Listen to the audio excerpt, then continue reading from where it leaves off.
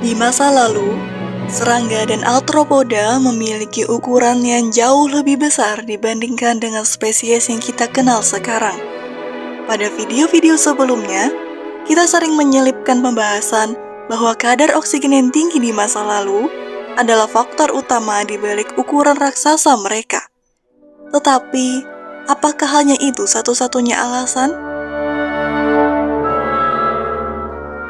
Lantas, mengapa serangga zaman dulu bisa berukuran raksasa? Teori utama yang menjelaskan fenomena ini adalah kadar oksigen yang tinggi pada periode karbon.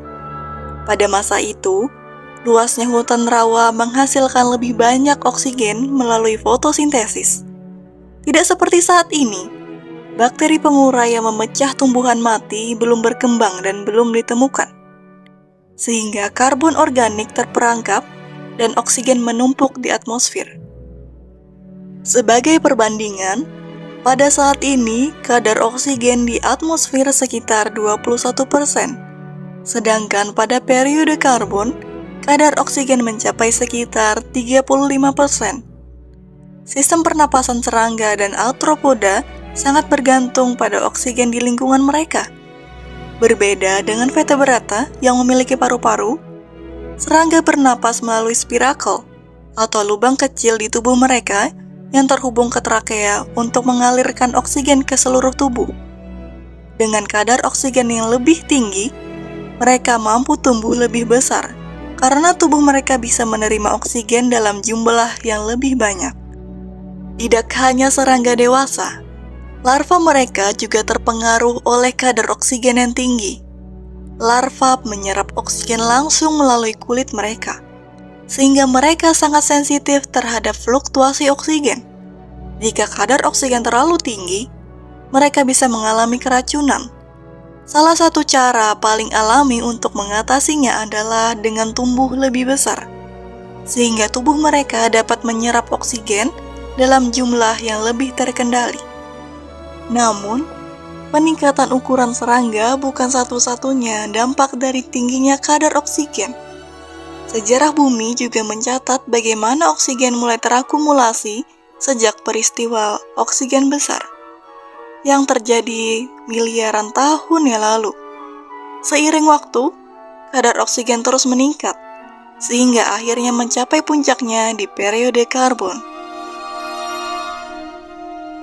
Lantas, mengapa serangga raksasa itu punah? Sayangnya, kejayaan serangga dan arthropoda tidak bertahan selamanya. Kepunahan mereka dimulai dengan runtuhnya hutan hujan karbon. Memasuki pertengahan periode karbon, iklim mulai berubah secara drastis. Suhu yang sebelumnya lembab mulai mendingin dan mengering, menyebabkan terbentuknya gletser dan turunnya permukaan air laut.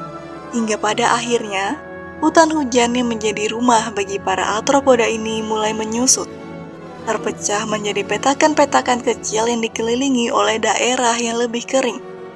Vegetasi semakin berkurang, kadar oksigen di atmosfer pun ikut menurun.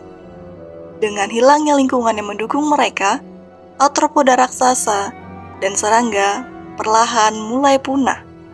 Hanya sebagian kecil dari spesies mereka yang mampu bertahan dan berevolusi menjadi serangga serta arthropoda yang kita kenal sekarang ini.